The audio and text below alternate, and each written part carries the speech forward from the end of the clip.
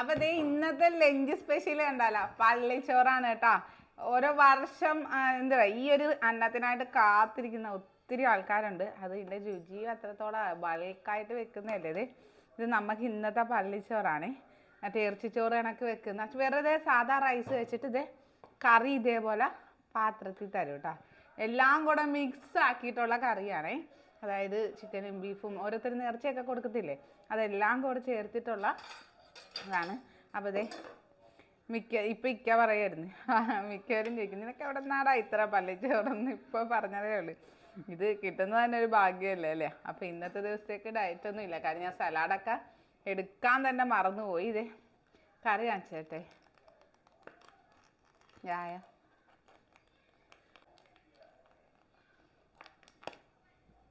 കറി ഇതേ എല്ലാം കൂടെ മിക്സഡാണേ. ചിക്കനും കിട്ടുന്നത് എന്തുവാന്ന് പറയാൻ പറ്റത്തില്ല. എന്തായാലും എനിക്ക് കിട്ടിയൊരു ചിക്കൻ പീസ് തന്നെയാണ്.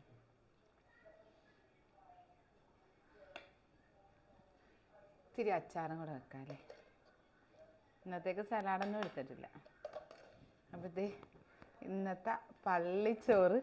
അപ്പോൾ ഒരുപാട് പേർക്ക് കിട്ടിക്കാണും. കാര്യം എന്താ പറയുക, ഒരു ജാതി ഒരു മതത്തിൻ്റെ ഒരു ഇതില്ലാതെ ഒരുപാട് ആൾക്കാർ വന്ന് വാങ്ങിക്കുന്ന ഒരു അന്നമാണ് കേട്ടോ ഇത്. അപ്പോൾ ഇന്നത്തെ എൻ്റെ ലഞ്ച് സ്പെഷ്യൽ ഇങ്ങനെയാണ്. ഇന്ന് സാലഡൊന്നും വേണ്ടാന്ന് വെച്ചു. ചോറ് ഇത്ര എടുത്തിട്ടുള്ളൂ കേട്ടോ. എന്നാലും പൊളി പൊളി.